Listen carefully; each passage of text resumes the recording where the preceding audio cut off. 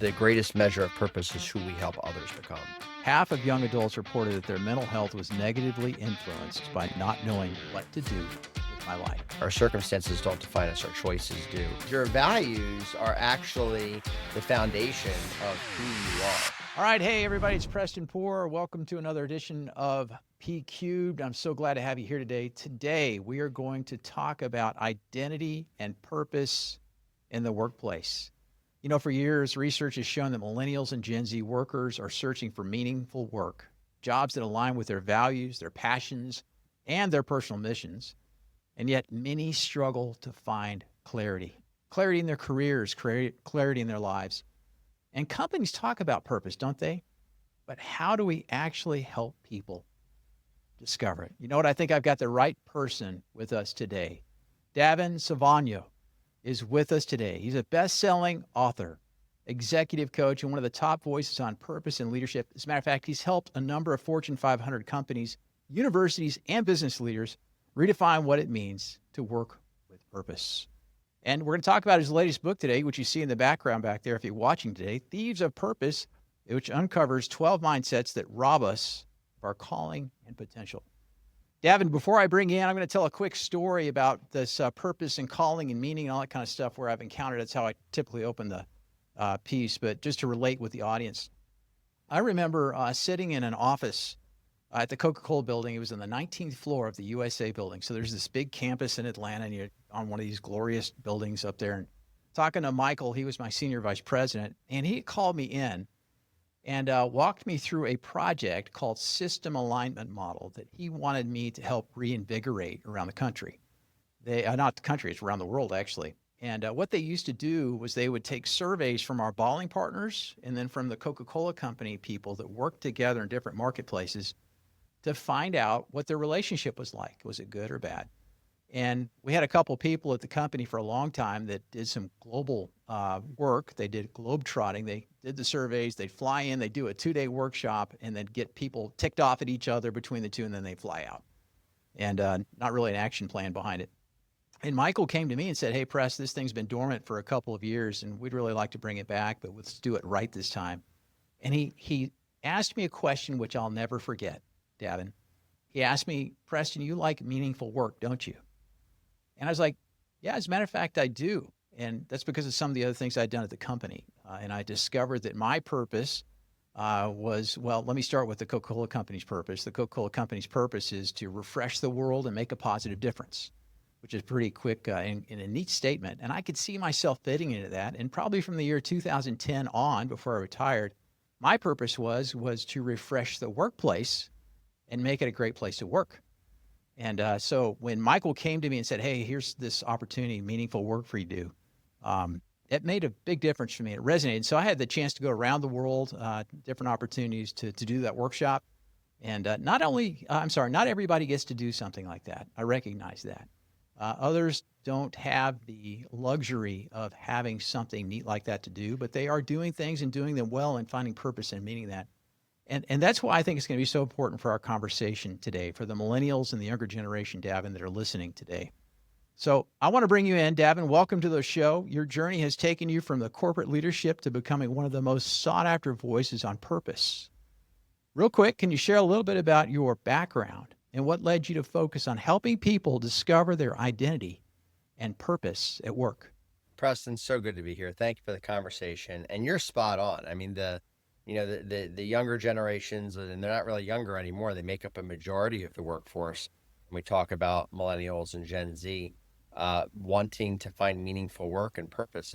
And for me, I really feel like we attribute that to the millennials and Gen Z, right, and rightfully so. But the reality is every generation has been longing for that for a long time. I mean, Generation X, which is our generation, we've always wanted that. We just never really feel like we had permission to have it. It wasn't until recently that kind of became a thing. It's like, where was this 20 years ago? But to answer your question and kind of, my background and journey, I was fortunate enough to have a leader in my life early on that was way ahead of that curve. And that journey started in 2001 when I was working at Costco. I was the marketing manager for Costco, and Jim Sinegal, the founder and CEO of Costco, came into our store one day and he walked up to me and he stuck his hand out and he said, "Hi, I'm Jim. What's your name?" And I said, "I'm Davin." Now I knew his name was Jim. Everybody knew who Jim was. And he knew my name was Davin because I was wearing a name badge that said Davin. And he actually was wearing a name badge that said Jim. But he wanted to make this human connection. He put his hand out, looked me in the eye, shaked it, and said, "Hi, I'm Jim. What's your name?" But then he asked me two questions. The first question he asked was, "Davin, why do you work at Costco? What are we doing well? What could we be doing better?" He was a walking, talking engagement survey before engagement surveys Love it. were a thing. And I thought, why are you asking me? Shouldn't you be asking the general manager? But then he asked this question. He said, "Davin, what are your goals and dreams? And by working at Costco, are we going to help you and your family fulfill?" Oh, love that. It's great. And that question changed my life, Preston, because here was a leader way ahead of his time who saw his business as a vehicle to build the people that were a part of it. And one of the questions I've asked for a long time is, are you using people to build your business, or are you using your business to build people? And that is now a prevalent conversation today, that he was way ahead of his time. So spent 7 years with Costco, then got recruited by Macy's and went and worked at Macy's for 3 years to help them in the culture space. And then I got recruited by CVS Health and went and spent 7 years with CVS Health. So 7 years at Costco, 3 years at Macy's, 7 years at CVS Health, all in different, started in marketing, but eventually ended up in operations, human resources, leadership development, culture design. And in 2016, we were steeped in culture development at CVS. And I had the opportunity to meet the founding two guys who started CVS, just like I had the opportunity to meet Jim Sinegal at Costco. Yeah. And the two guys who started CVS, they had a very simple vision for their first store that they had opened. It was a small little store in Rhode Island, and it was a time when Woolworth Five and Dime was coming into all the into the cities. And they didn't want to be the big guy. They wanted to be the Cheers on the corner where everyone knew your name. And CVS stood for Consumer Value Store. And the whole idea was, when people come into our store, we value them above all else. And we leave them better when we found them. The products that we sell are just the vehicle to positively impact lives. Again, people who are way ahead of the curve, Preston, of using their business to positively impact people. And I fell in love with that idea. And what I found was that very few people at CVS knew that story or what CVS stood for. But that really became the birth of kind of my desire to then want to go help people find purpose at work, which was the name of the first book that I authored. And so I left CVS in 2016, started a consulting company called Purpose Point. And initially the idea was, how do I go find business leaders like Jim Sinegal and the two guys that founded CVS and call them back to the purpose that they started their business for, and to reinvite people to be a part of that purpose? Because Patrick Lencioni, one of my favorite authors, says that the purpose of every organization is to positively impact the lives of human beings in some way. And that doesn't just include our consumers or our shareholders. That includes our employees and the families that they go home to. And that became my new life's work in 2016. That is so powerful. Thank you. Man, what a journey, too. And what I love is that you've been in the marketplace, right? And doing this and finding out how to pass it on and build that in others, certainly. But I want to talk about why purpose and meaning is so important. I'm going to run some statistics. Some statistics by you real quick, Davin, for you to respond to. And then we'll tie this back into the workplace. It's an interesting stat that I read. It says that a whopping 84% of Americans believe that the highest goal of life is enjoying yourself. Now, listen to these stats, because it seems like the opposite is true.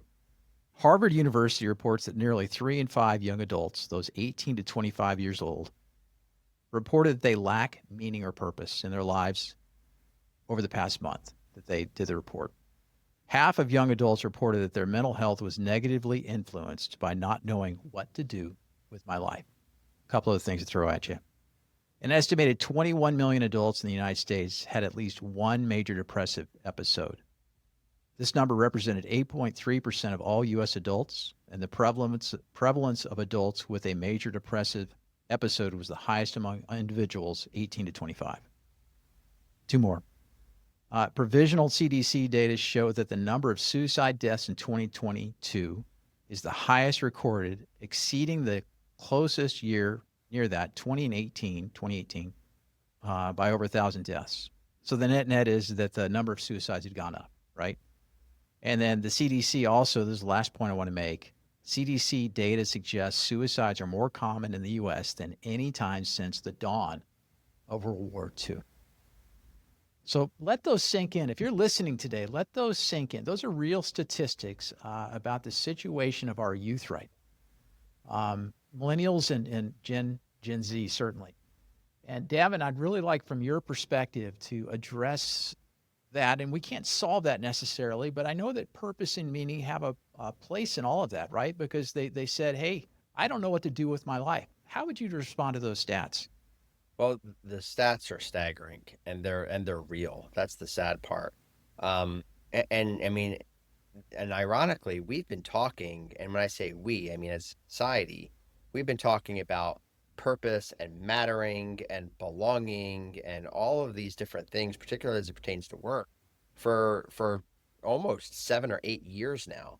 And even one of the Gallup polls that came out recently that showed that a staggering 85% of people are actively disengaged in the work that they do. Then which then leads to all these other statistics that you just talked about. And that number is a 10-year low. And it's astounding to me that it's a 10-year low when I think of how many books have been written on purpose, mattering, belonging, and how many different resources are out there for people. And I think fundamentally there's a very simple answer to this, Preston.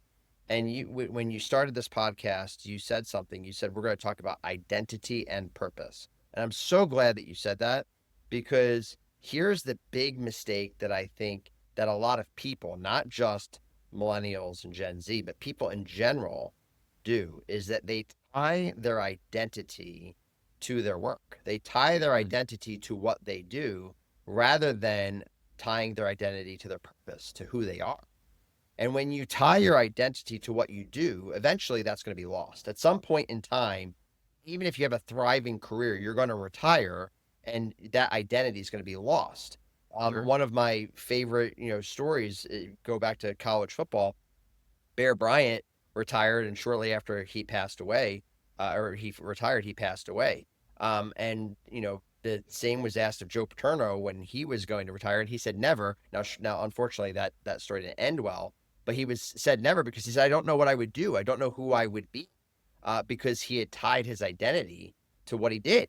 And so no matter how fulfilling our lives are, if we tie our identity to what we do, if we're not happy with what we do, well, that's going to directly affect our mood elevator, and it's going to result in addiction and depression and sadly suicide. But if we tie our identity to who we are, that can never be lost. And so what we need to do is start talking about who we are, what our purpose is, what our gifts, talents, abilities, skill sets are, and how we use those in any situation, circumstance, role, or job that we're in, and not tie our identity to the outcome, but tie our identity to our impact. And when we do that, we reverse all of those statistics. When we do that, when we tie our identity to who we are and to our impact, then we have control over our circumstances rather than our circumstances having control over us.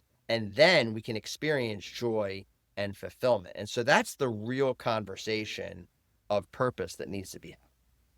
Yeah, it's funny. So thank you. And I'd love for you to take a look at some of the stuff I've written because I think it would resonate with exactly what you're saying. But my first chapter starts with don't start with why, start with who. That's right.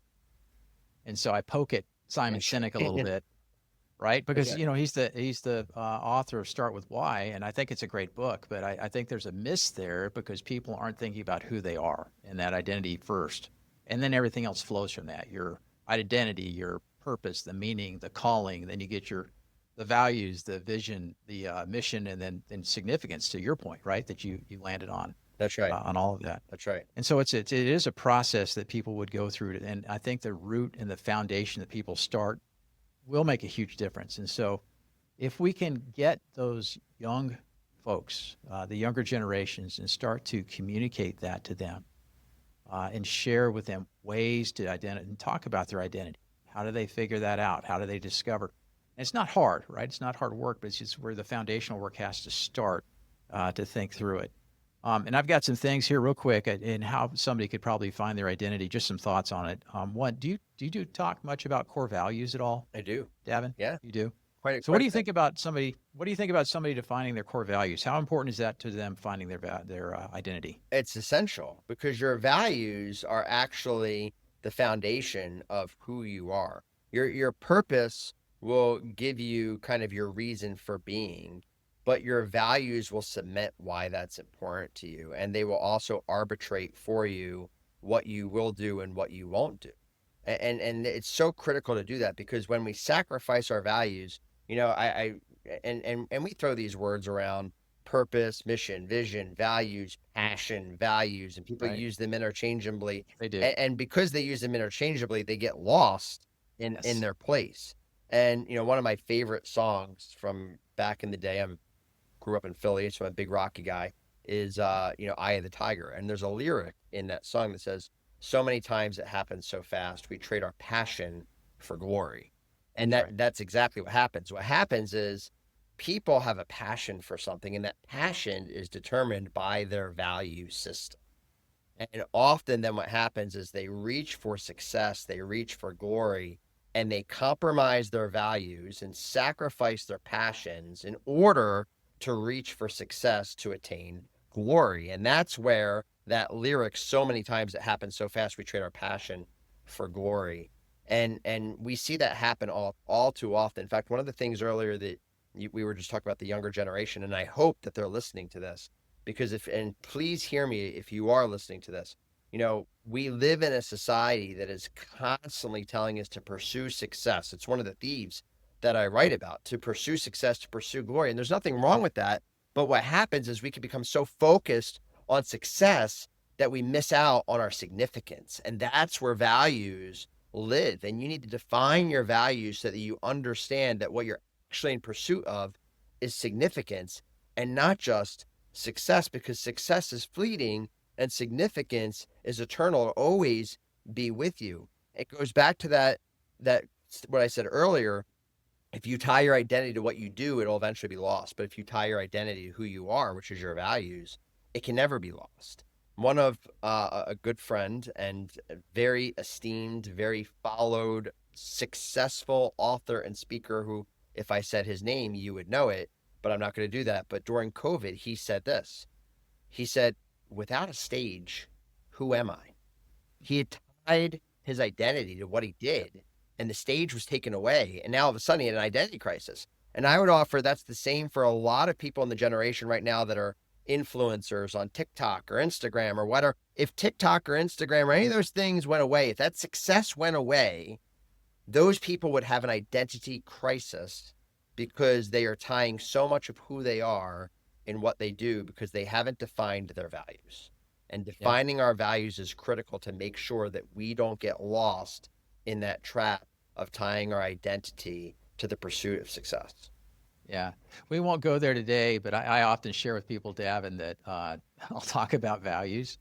And it's a setup really because I want in the workshops that I do, we'll have them actually identify their values. But it's amazing how many people, if I ask them if they can tell me what their top 3 to 5 values are, they can't. They look at me like a deer in the headlights. They're like, what do you mean? How do I know what those are? And then you start having the conversation and getting to the think through some questions, see some words and blah, blah, blah. And they can normally pull those out and figure that out. But I think the starting point is getting people to figure out what those values are, right? Right. To go through that, then they can start to work through those other things. And that is a key part, certainly, of identity. I want to maybe go a little bit deeper on this. And there was one other stat that I wanted to. Oh, by the way, thank you for the Philly reference and Rocky. I remember that hearing that song and Clubber Lang in the background, and see Rocky running around, and I had the chance to run up those stairs in Philadelphia. So it's quite the environment. They've now put the Working statue on top of the steps where it belongs again since the Eagles won the nice, Super Bowl. For the last of decade or course. so, it's been at the bottom of the. Really, oh, It's a that's great good to have it. Good to have it back up top. but it's Preston, can I expand on something before you Let's go to the go. next thing? Bring it. Yep, Because I bring think it. it's critical that we just talked about that. How do you define the values? And I think that if people are still listening to this, like, okay, well, you're right. I'm Let's hope they're still listening. Let's pause a second. Let's hope they're still Let's hope listening. they're still Thank listening, right? But but you. but maybe they're saying that and they're saying, wait, Uh, that if you asked me that question, what are my top 3 values? I yeah, wouldn't know. And now they're waiting kind of for the other foot to drop. How do you find that? And so yeah. there's a really great book by Bob Buford called Halftime that changed my life. Absolutely changed my life. And one of the exercises he has in that book is something called What's in the Box. And what's in the box is this idea of, if you valued everything in your house and the house were going to burn down tomorrow, and you had a fireproof box and you could only put one thing in that house, in that box, what would you choose? And then what he does is he takes you through an inventory of what you value in life. And he says, okay, you can only put one thing in the box. What are you going to put in? All right, you get a second thing to put in the box. What are you going to put in? Okay, you get a third thing to put in the box. What are you going to put in? And I did an exercise with a friend of mine 10 years ago that was life-changing. I grabbed a bunch of Post-it notes, and he introduced me to this concept. And we started doing the What's in the Box exercise. And the first 5 were easy. It was like, okay, well, my relationship with God is the first thing I value. My relationship with my wife is the second thing I value. My relationship with my kids, my extended family, friends. The first 5, 6 were easy. But then it started to get hard because I really had to question what I valued. What was it? Was it money? Was it time? Was it friendships? Was it relationships? Was it authenticity? Was it affirmation? Was it impact? What, by the time we got to number 25, we had taken a complete deep inventory of what I as a person truly valued. And then what we did is we said, okay, now I want you to put these Post-it notes in order from most important to least important, in terms of, if you could only put the most important ones in the firebox, which ones would you put in? And then I want you to take a look at these, and I want to ask yourself, how do you manage your life and your time? And does your life and time line up the same order that you values are on Post-it notes? And what I realized is that they didn't. What I realized is that a lot of the things that I said mattered when it came to what I was spending my time on and what I gave my attention to and what I made decisions based off of. A lot of those things were actually closer to the bottom. And I had to have a come to Jesus moment with myself and recognize that my values were out of alignment. And so if you're listening to this, I challenge you, A, to get that book, Halftime by Bob Buford, but B, take a Post-it notes and start asking yourself, what do I value most? One thing per Post-it note, as many times as you possibly can until you've exhausted yourself, and then put them in order and ask yourself, am I living my life in the order of those values? And if you're not, what do you need to change? That's so good. Not to drop names, but I had dinner with Tom McGehee, who is the president at the New Canaan Society retreat that I went to, and had a chance to talk to him about Halftime and all the wonderful work they're doing there. But it made a big difference for me, too. I read it years ago, and so many things out of that. One of the things I'd mention this is when you have an elevator speech, could you name your 3 to 5 values? And so I'll list mine real quick for you, as I did for others, but it's been I guess a process for me to define these over time. And here's why it's important to do that too. But my values, I say I have little values. It's an acronym, L-I-T-L-E, little values. So a little pun on that, but a little values. The first one is love. The second one is integrity. Third is trust. Fourth is leadership. And fifth is excellence. Little values. And I share what those mean when I'm in workshops. And then also talk about the important thing is, once you know what those are, because all the decisions then I make are made through those the lens of those, right? Decisions, problem solving, the way I treat people, see the world. And then you have the ways of working, right? It's the guiding principles or the behaviors that we have after. And there's 2 cool things that come from that, Davin, is once you know what your principle or your values are, you can go to organization like CVS or like Costco, and you say, okay, these are my values. These are the organization's values. Is there congruence between the 2? And sometimes you find that there's not, and there may not be a cultural fit for you on that. The other neat thing that I've seen is putting shared values together, where I worked with different organizations, and I mentioned that story early on around Partnering for Growth, a workshop we did. We'd have groups come together and talk about their different values, and they would pull their shared values together and say, okay, here's what we're going to value, and here's what we're going to do together, the behavior we see on it. So that helps an identity big time. All the things that we're talking about, investing time to think about values. And I love what you said, because I spent a little bit of time in this in my book. All these terms get jumbled up. When you say the word purpose and meaning, they're always kind of together, right? But they're very different. They're very different. Words, different meanings. So I think that's worth people investigating on all of that. Hey, because of time, I want to move on and get on some other real quick topics here. I'd love to hear more about your Thieves of Purpose book that's behind us on the bookshelf back there. Just tell us a little bit about what the biggest traps you are the traps that you see leaders fall into, and why did you write this book? Yeah, well, so I mentioned that the first book that I written was Finding Purpose at Work, and we talked about what purpose is and how you find it, and the difference between those words, purpose, mission, vision, why, and all those things. I had spent, 10 years working with organizations on helping people find purpose at work. And it seemed very simple to me. And I'm going to get to how the Thieves of Purpose was written by telling you this story, because it seemed very simple to me that if you look at, and I didn't come up with this, that there's a Venn diagram out there that's an Ikigai Venn diagram about purpose, the combination of what you're great at, what the world needs, what you love to do, and what you get paid to do. And it's on page 21 of the first. Um, but a lot of times people ask, how do I get paid to do what I love to do? That's my purpose. And that is a false starting point of purpose, because inherently purpose is not about us. It's about our impact on others. And so the actual starting point of purpose is, what is it that you're great at? Take an inventory of all the things that you're great at. And then what are the needs around you? And how do you apply what you're great at to meet the needs of those around you? And once you figured those things out, then ask yourself, okay, in which ways have I applied what I'm great at to meet the needs of others that have brought me joy in the past that I love to do? And now you're really on the path to purpose. And to figure out how to bring that into your profession, you paid to do that. Well, now you've kind of find the epicenter. So it's a pretty simple equation. And I thought, this seems so simple, but it's clearly not easy. What's robbing people of actually figuring that out? Because as you just shared earlier, with all the statistics that we have, there's a lot of people who are struggling to figure that out. Right. And so then I went down the other way and said, okay, what are the different things that are getting in the way? What is robbing people of their purpose? And so then I started to take an inventory of all the things that started to get in my way over the years. Things of like comparison, which is chapter 1, and comparing myself to my accomplishments to others. And then because of that, oh, someone accomplished more than me. And so now all of a sudden I'm not even going to bother doing that. And so now I'm not going to even take a chance on that. And so it's robbing me of my purpose, because it's almost like this. There's so many people out there that are like, well, why should I open up another pizza place? Or why shouldn't I open up another Mexican place? Aren't there another pizza places, and aren't there enough Mexican places? People open up pizza and Mexican places all the time, right?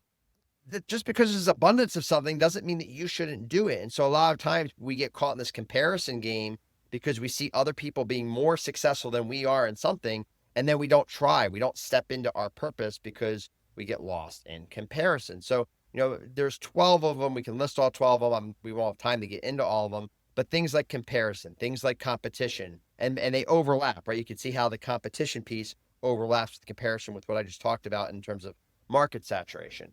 There's things like distraction, excuses, procrastination, fear, lies, indifference, success, which I shared with you earlier, unbelief, which is probably the biggest one of all. People just simply don't step into their purpose because they don't believe that they're capable or they're good enough. And so what I did was, there was originally 15 thieves that I came up with.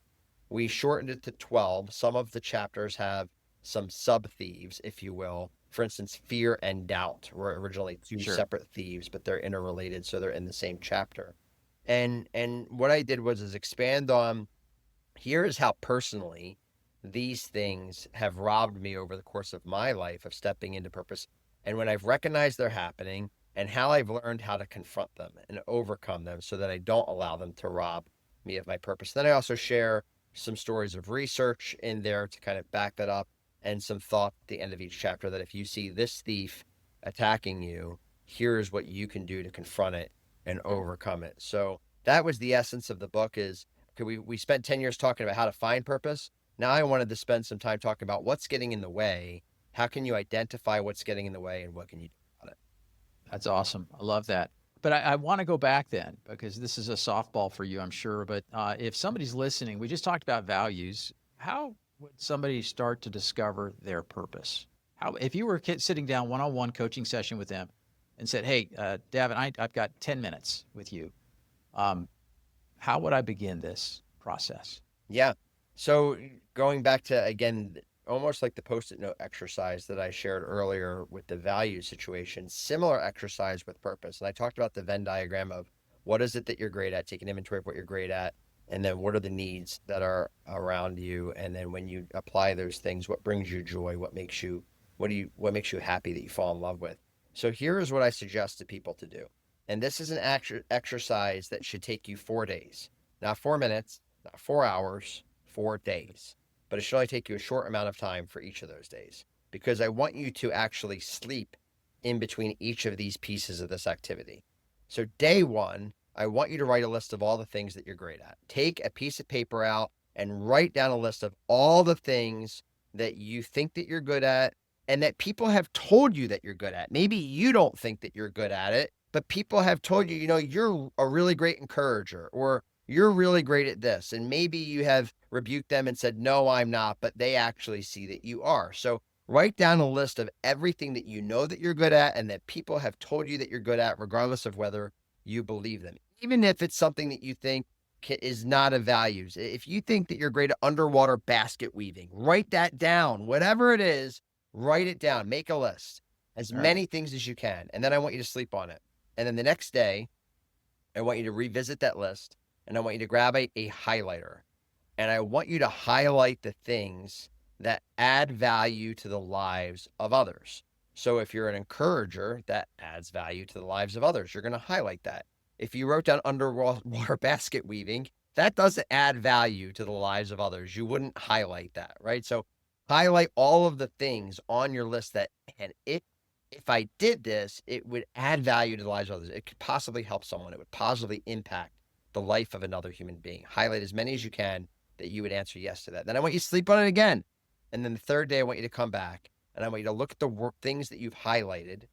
And I want you to circle the ones that when you've done them in the past, they've brought you joy. They've brought you fulfillment, because there might be things that you're good at that other people need, but quite frankly, drain you and exhaust you. You might be good at it. People need them. But if you spent your entire life doing them, you'd encounter burnout. I want you to circle the things that bring you joy and fulfillment. And now what you've done is you've actually honed in on multiple different purposes that you can step into, because that's the other thing, is that a lot of people think that there's just one singular grandiose purpose for our life. And that's why they don't attack this conversation, because that's a big thing to answer. What's my one purpose? We could argue on a spiritual level that we've got one purpose that we can talk about, but on a more practical level, we've got multiple purposes, and purposes are plural and they're momentary. And so when you look at that list and you've now narrowed it down to the things that you've highlighted and circled, you will see multiple purposes that you have that others need, that when you do them, bring you joy. And then That's awesome. ask yourself, do I get to do those in the work that I do on a daily basis? And the answer is no. Ask yourself, why not? Are those things you can incorporate into the job or role or function that you have? If not, is there a job, role, or function at your organization where you could incorporate those? So take an inventory. What are you great at? Highlight the things that add value to the lives of others. Circle the ones that when you do that, bring you joy and fulfillment and energize you. And then ask yourself, where am I using those things on a daily basis? That's so good. Four steps meant to be done over 4 days. I wrote some notes, so thank you for that. 4 steps, 4 days, and I think you're right. The sleeping ideas is real, because it gives us time to pause, reflect, let our subconscious work on those things. It's so important. Real quick, I have just an idea that I want to throw at you, and this is the way I look at this too, because I'm trying to wrap these ideas of purpose, meaning, and calling together. So purpose being your why, your meaning being what's worthwhile, and then third, calling is your work. And so I've got a couple examples that I threw, because you're so right. Purpose can be different areas, right? We have multiple purposes. But for one example, one of my roles in my life is author. So my purpose is to create and share stories, concepts, and principles that educate, equip, and inspire others. Writing is meaningful to me, that's worthwhile to me, because I find joy. There's that word. I find joy in that, in the creative process and the impact of written words on readers. And my calling is to use my written talent, or my writing talents, that's the work, the calling, if you will, to convey messages and connect with an audience. I have an example for Coke, but I want to go to my family, because you've got multiple purposes, right? So I had a work one there, something I do from a writing perspective. And then the last one I want to mention is the family. It says here, from a parenting perspective, my purpose, my why, was to nurture, protect, and guide my children, ensuring they grow into responsible, kind, and capable individuals. I found meaning in the daily acts of parenting, from eating dinner together and helping coach sports teams to celebrating milestones and encouraging my kids during tough times. My calling was to embrace the role of a parent with dedication and love. That's the work that I did, using personal strengths and instincts to foster a supportive and loving environment that helped my children thrive. So good. So it's pulling those three things together. But a lot of words that you said on how to determine your purpose are included in that, in those examples. And I love the point that we would, from a faith-based perspective, we have a overarching purpose, certainly, but then many other purposes and the roles that That's right. are below that go. So good. So, We're on the so same page, man. can I add something to something you just shared? So Please. Yeah. Yeah. you had said at the beginning of our conversation that who is deeper than why, right? Yeah. And you are Right. so right. And so I want to offer something because I think we often use purpose and why interchangeably as well. And Mhm. I would offer that we need to separate those slightly. That Great. Yeah. purpose Why? is your reason for being, but why is your reason for doing.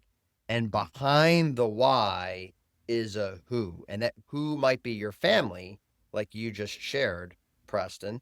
And Yeah. so here's the thing is I could be really clear about my purpose. I could be very clear about my reason for being, but I can lose my motivation. I can lose my why. There's no doubt. I have no doubt what my multiple purposes are. But I'm human like everybody else. And there's some days that I wake up and I'm just like, I'm not really feeling it today. I know my purpose, but the purpose enough isn't enough to motivate me into action. So now I need to add my why, which is actually founded in my who, to Yes. activate my purpose. So good. So I that's just one layer that I love to add is separate purpose and why and recognize that deeper Right. than why is who. And even if you're clear about your purpose, life isn't all sunshine and rainbows, as Yeah. Rocky would say.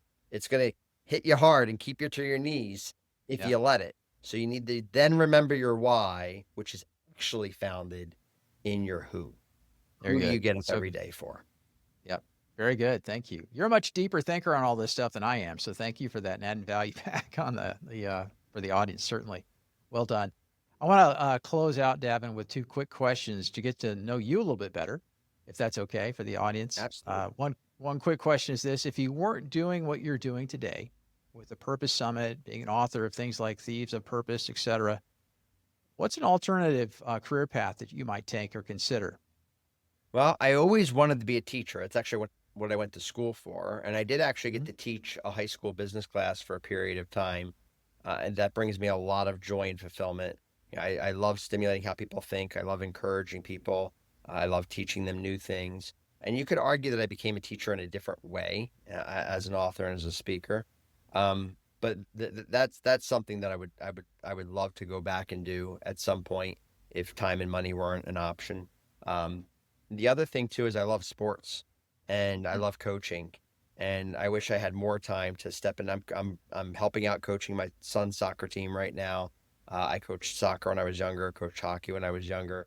But the concepts of teaching and coaching, those two things, again, I get to do that professionally as an executive coach and as a speaker and an author.